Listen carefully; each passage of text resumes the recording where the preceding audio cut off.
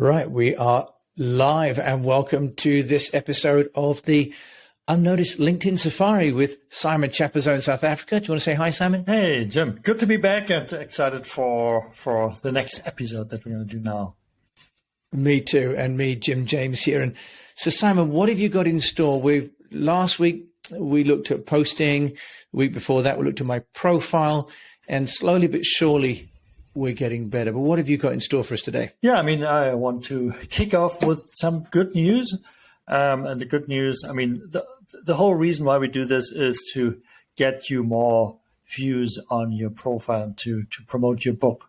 And so I just want to quickly share good news in the sense of the number of views that you have on your profile. And I think you should now be able to see the curve that I have presented as a screenshot. Do you see that? Yeah. Okay. That's fantastic. So here we are. Thumbs up. Those are the views of the past 7 days. And you can see where we started around like 500 views per day. And this is when we had our last call and you started implementing a few changes. Which the main change was that you stopped posting 3, 4, 5 times a day in your channel. And you can see how this has already impacted the number of total views. So it shot up to almost 3,000 on the 22nd and has continued to stay there. So that is the good news. And so I want to congratulate you on that. And thank you very much. Thanks to you. And ironically enough, that doing less is more. Yeah. You always think you're like super active, but in the end, the core idea is quality over quantity. But if you don't know what quality is, and it's tempting to do quantity. So with that out of the way, I wanted to then take a look at your feed and look at the posts that you've done over the past week and see what has happened and give you some live feedback on this. And as you can imagine, I was sneaky and looked at your feed before the show. So I'll just scroll back to posts from like 6-7 days ago. And here we are. So and let me start with one post that I find is very, very interesting in several directions, which is the post here where you present the new book. I think that was February 23rd, probably. Yes. The day when the book was officially launched, and you proudly present the copy here. And as we can see, that book did really well. You had 52 likes, 27 comments. And remember, before we started working and you posted daily, you had, I think, an average, like on a good day, 1 like and no comments. So that I think is amazing to have that many people like your post and even leave a comment. So quick scroll down here, you can see a lot of comments from people from your network, which is super cool. Which is great. People from Singapore, from the UK, from America, so a global, comments. That was wonderful too. Yeah, what has happened? Your network that you already connected with on LinkedIn actually saw you. People that you probably haven't seen in a long time because they're in Singapore and China suddenly saw you, and it's like they met you around the corner at a bar or some convention. So they bumped into you and remembered who you are and what you do. So that's the whole point of LinkedIn to have this visibility. Quick feedback on this post. I think one thing you did brilliant here is the opening line, because it's really sort of one thought that leads in the post. How does a middle-aged entrepreneur come out of the shadows and step into a spotlight when they've lived behind the Great Firewall of China for a decade? Which I think is also like well written with a Great Firewall of China and alluding to your history. So you give a lot of interesting stuff here that leads me to do this one thing that we're aiming for. That is this little thing, see more, to click on that which is the only thing we want. We want people to click see more. And so our whole thinking should revolve around what do we have to write in these first 3 lines to entice people to click this see more. And I think you've done a brilliant job by thank you leading into this article. So I won't go through the article now. I want to look at a couple of other things that I found here. And after all the positivity, there is something I have to point you at, and which is these articles that you've reposted. So here is Test Before You Invest. You reposted that in the EO members group that I'm also a member of, but no response. That is the original article. No, that's another one. Yep. Test Before You Invest in the digital marketing group. Again, 1 like, no comments. And where's the original post? I think it's further up. Yeah, the original one was actually where I talked about, about how do you get an angry orange to save $50,000. And then I saw that. In fact, what we did was we tried the post in 2 different styles, one on mine and one in the group to see, instead of some split A/B testing, as it were. And as you rightly said, the groups, which took me about an hour because I have 86 groups, right? And I manually 86? But I'm sure there's a tool for that. I think that there's Wallaxy, for example, but I'm not sure. And for my VAs, it's not so I was trying. I posted to about 20 groups, and I think, as you've rightly pointed out, Simon, it takes a lot of traction. Time. So and so how much time did it take you to repost in these 20 groups? Well, I just took an hour. I limited myself to an hour. Okay, well, that's but it's still an hour, right? Yeah, it's an hour. It's a lot, and you don't get like any views, any comments here. There we are back to this group, and and I had a little post before we went online. I asked in my network who has made what kind of experiences with groups, because I didn't want to be too biased. My experiences with groups, it just does not work. I think one of the reasons is whenever we post, or sometimes when we post, we are invited to repost that post in a group. Since I'm still a part of a handful of groups, I get invited to post in the marketing group. And they make it really easy for me to repost. And if your group has 1,000 members and every member is invited to repost, you can imagine what is happening in the group. You have a lot of people who just dump their shit and run away. And I think that's one of the challenges with groups. And so if you spend an hour a day posting in groups, I think it is simply not worth your time. And when we started this collaboration, we thought about like Zen and sort of like gaining clarity and simplicity. And for the sake of Zen, I would strongly encourage you to just focus on one thing, which is delivering great content to your core target audience, which sits on your profile, and just ignore everything in any of these groups, because it's just not worth your time. If you're investing an hour a day, I think that's crazy, considering what you've gotten out here, like 1 like. And I guess the views on your site, you can see the that ROI is not there. It's not worth it. Yeah.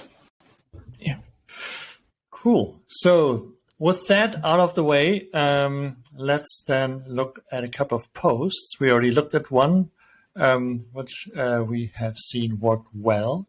You had another post further down, which was beautiful. And one shift we did over the past weeks was also to get away from this purely promotional advertiserial content to become more yourself and be natural. And I think this photo is the best testament to that shift. You've put yourself into the frame here with the photo and the book, and the post itself leads with a bit of background of you. So I've learned about you that you lived in China, and a couple of other things that came out of the experience. So suddenly you become real as a person, as opposed to just promoting stuff. And I think the first rule on LinkedIn is to have personality that people can relate to build a relationship to. And once you have gained that trust, then you can talk about things that they potentially could get from you. But I think that is a typical thing that I see a lot of people do, that they promote without first building trust. And you've just done this shift away from just promoting what you do to talking about yourself. Sorry for scrolling. I'm looking for this one post. You had this one amazing post further down. I can't see it. But this is another example of a rather impersonal post with a picture that feels like a stock photo. It might be the CEO of Data Climber. Is that right? Yes, it is. It's Aaron Climber, who's on my podcast. That's right. Okay. But the feeling that I get from this post is it's a stock photo. And I think a lot of people have already developed a sense for a stock photo bullshit detector. So whenever they see something that looks sort of nicely styled with sort of graphs and blue colors, they sort of think stock photo. And the same here. It feels very much like a stock photo with this coffee cup and this photo. And I think these posts didn't do very well. Probably for the photo, but also for the way you lead in. Compare that with the original photo you had, with the original post that we looked at. You add hashtags here. That makes it always hard to read. Without going too deep into the rabbit hole, hashtags are nice, but they're not really the game changer that decides your reach on LinkedIn. So if you do hashtags, you can always do it at the end of the text, at the end of the post. And I think, Simon, that's a really good point. And I think that what's happened is hashtags have sort of become almost, looks like you're being sort of trendy and young. But actually, as you rightly say, it interrupts the flow. So that's another really good tip, isn't it? And also I think we need to share that with our VAs, because I use a VA team, and it's easy to sort of get carried away with those things and not work with the VA team on what's really going to look authentic and solid. So that's great. Yeah, absolutely. So you hit on something here with authenticity and with being real, not being trendy. So definitely that plays into this whole idea of having clarity around who you are, what you stand for, your brand. And then there's another aspect to hashtags. I mean, the idea is that you are being found through these hashtags for a topic that is relevant to you. And so what I would rather recommend is that at the end of the post, you can have 3 hashtags that signify what your areas of expertise are. So in your case, it could be PR, it could be maybe the hashtag for your book. I don't know, what else could it be? Or streaming, streaming, podcasts. You have them here, I think, but you don't have them under the post and under the text. So interestingly there, Simon, we put Riverside, for example, as a mention, and yet they didn't share that again. One would. So is that because, should you bother with putting a mention an at, for example, in that case, riverside.fm? Should you bother with that, or does that not make a difference in post? It definitely makes a big difference. It makes a big difference if Riverside responds to that. And again, the idea here with LinkedIn is LinkedIn wants to promote high quality content. So what they do not want to do is that everybody who has just a link included like that gets a boost. So what they want to see is a social proof for that you create content that is really valuable. What they want to see is that Riverside responds to that and says, "Hey Jim, thanks for the mention," or "a great post," or something. So in this case, I can only assume, and I think that's very common with Riverside and a lot of other companies and people, that it just gets lost that they were mentioned. Yeah. So the one thing that we do, or that I do, is whenever I mention somebody in a post, it is I ping them before and agree that I will do that and that they will respond. So I can be sure that I get the response. Because the other thing, if you imagine you would sort of include 50 people in your post just to get reach, LinkedIn doesn't like that. And what they do, if you have too many people not responding to their mentions, you will be downgraded because it looks like you are seeking attention and you are not enjoying the trust of other people. So if you have a lot of things linked, but these organizations or people don't respond to that, that will downgrade your reach. Oh, how interesting! That's really interesting. So that's something to really think through, then, isn't it, in the future? Yeah. And probably also then to have the contact person, not the corporate account, exactly, as well. Yeah, because the corporate accounts often, they don't have someone manning those. They normally just often a sort of a publishing, absolutely, rather than. Yeah. Okay. Right. That's another good tip, to find the person in the organization rather than just the organization. Yeah. And it could also be that you find the person who mans the corporate account and then tell them, "Hey, if I mention the company, please respond." But often we don't know. I don't know whether you know this, who that does at Wiley. So let me scroll. Yeah, no, I don't. Nick Mannion is at Wiley, but I think the corporate account is run by the team in New York. So that's, what we need to try and then do if we're doing something with a brand, is to try and, as you say, let them know and get them to participate rather than just to copy in them on them. Okay, that's also a really good example. Okay, let's look at another post. And I think the big guiding principle with every post and everything writing on LinkedIn is always to aim for simplicity, for clarity, and to make it as easy as possible on our eyes to read something. And as we were just talking about hashtags, here you didn't do that. Further down, the other post we just looked at, he had words set as a hashtag. So you would have like a hashtag here at sessions, which makes it harder to read the whole piece. And so this is another example of a post that is sort of hard to read on the eye because you are posting something that somebody else posted.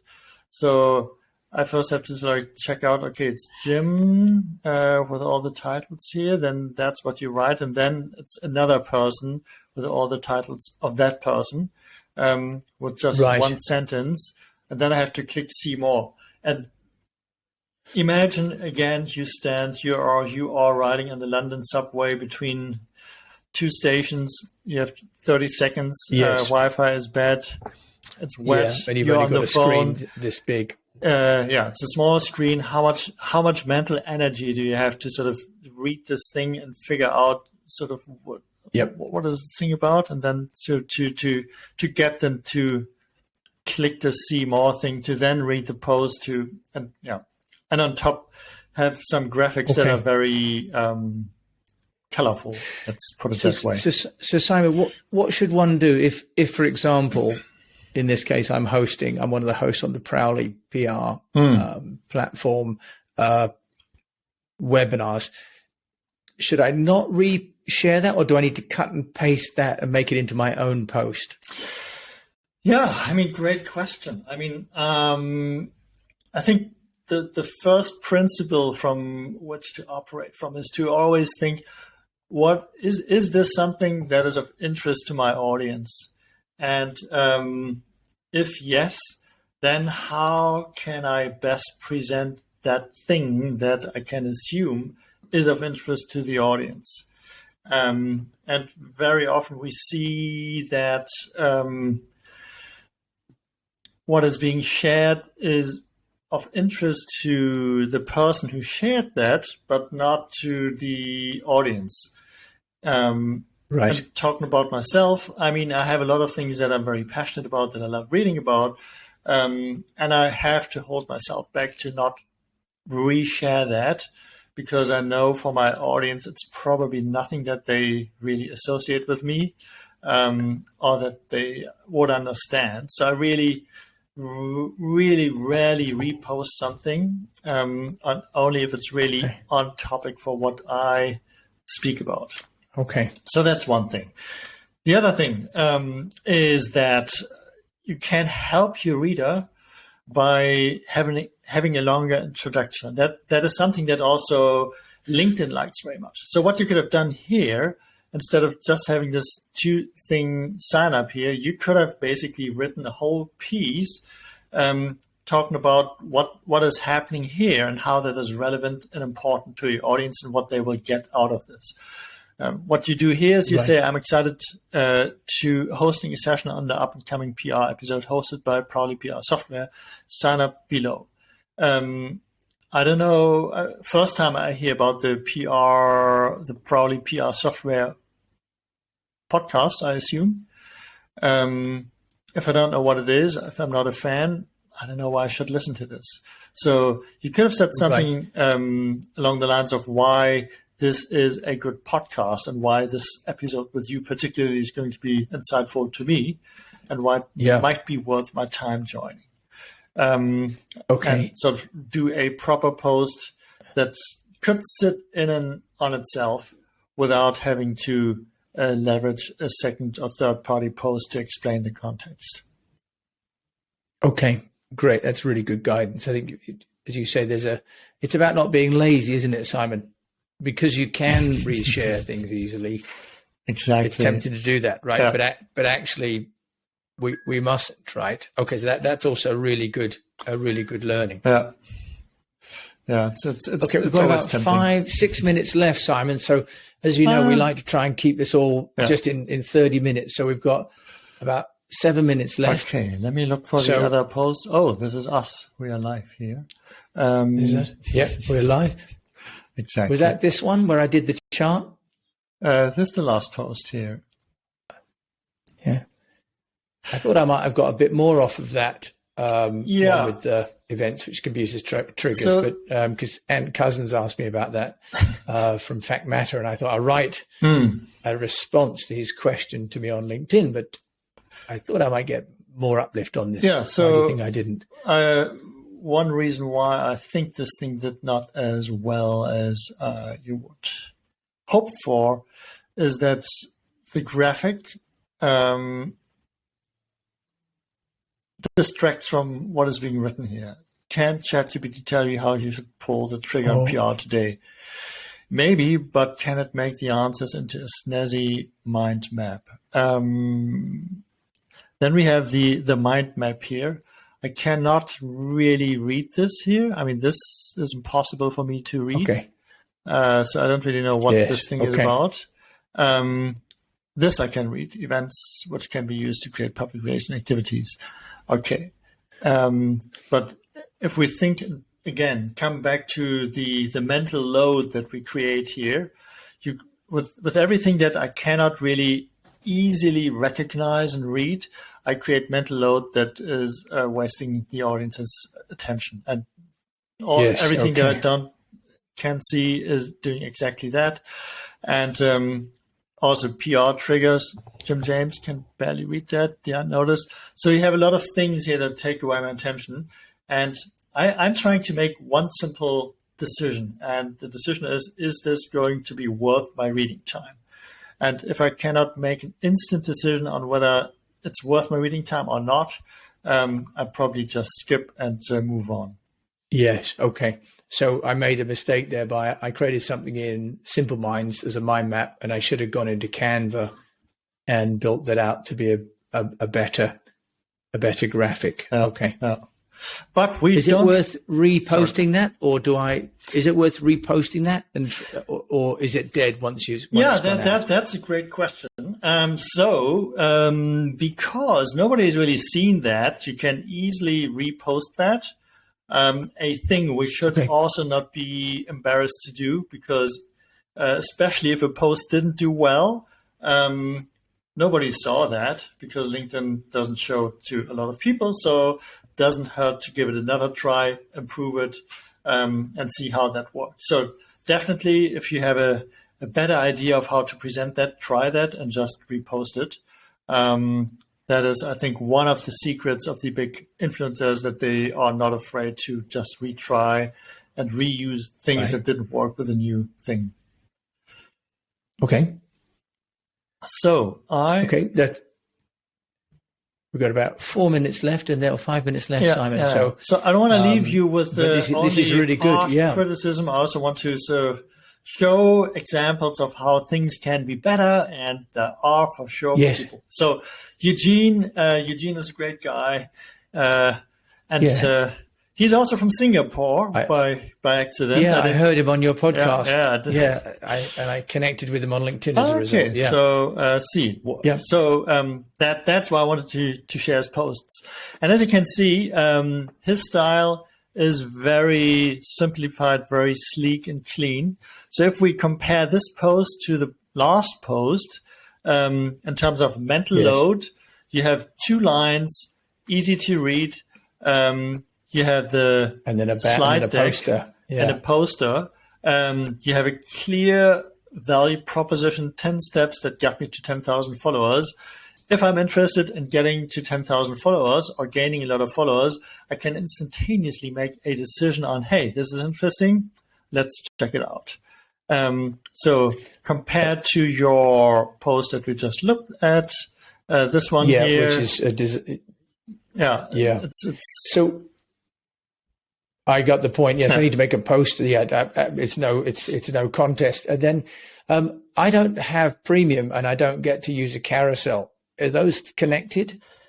Do I have to have a premium account to have a carousel? As far as I know, you don't have to. So that 2 are one thing. Carousels, I think, is the native format of LinkedIn that you can create within LinkedIn.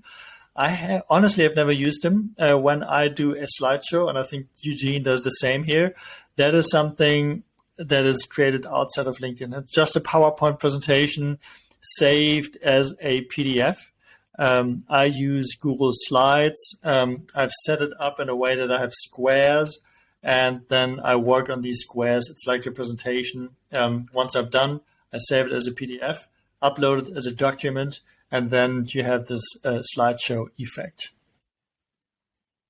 Oh, is that how you do it? I was wondering how to do it, because I didn't want to have all of those 30 PR triggers as a mind map, but I couldn't figure out how to make it as a slideshow. So maybe that's another little video we can make on how to do that as a tutorial. Let's do the following, because also the other thing that I would love you to dig into are slideshows, because they have a above average reach. The reason is LinkedIn rewards people for engagement, and engagement is measured by, as the word says, the engagement of the user. So if you have a slideshow and you have to click see more, see more, see more, see more, every click is an indication to LinkedIn that this is a good post. So why don't you take the 31 PR triggers that you posted as a text and rework it as a slide deck? Maybe you break it up into 3 decks, because 31 slides are a lot, but you could do like 10, 10, 10. And then you can present 10 PR tricks, and then you have the next one with another 10. I'll happily do that. Yeah. Okay, I'll do that, and with your guidance, figure out how to do that. Okay, cool. Then Simon, that's great. So we've got one in our last minute, because we just keep this to half an hour. And of course, what we'll do is we'll put this onto YouTube afterwards, and you can connect with Simon or I to get the link for that. But we'll put that in our feeds. So Simon, any last words then of wisdom before we sign off for the week? Well, I think we've already created high mental load here with things to do and things to do differently. So I don't want to burn you more, but it's in the end, it's really simple principle. Just try to keep it as simple as possible in terms of visual style, information, and language. And I think that's the key to everything. Simon Chapso in South Africa, thank you for helping me with my LinkedIn, and thank you for those of you that have been watching. Yeah, it's great learning so much from LinkedIn. The other good thing is that now my numbers have grown to just over 11,000, Simon. So yeah, I saw that. You have 11,000 followers. Congratulations. Yeah. So thank you. Yeah, so this sort of build in public is something we're having some fun with. Lots to still learn. If you've got any questions, do put them in the messages below. Reach out to Simon Chapso or myself as well. We're happy to answer. And we'll be back same time, same place next week. And we'll put another link to the next event on LinkedIn as well. So thank you for joining us, and hope that you've got some value and, find better ways to use your time on LinkedIn. Thank you, Simon, for showing me that less is more. Thank you. All right. Cheers. Bye. Bye-bye.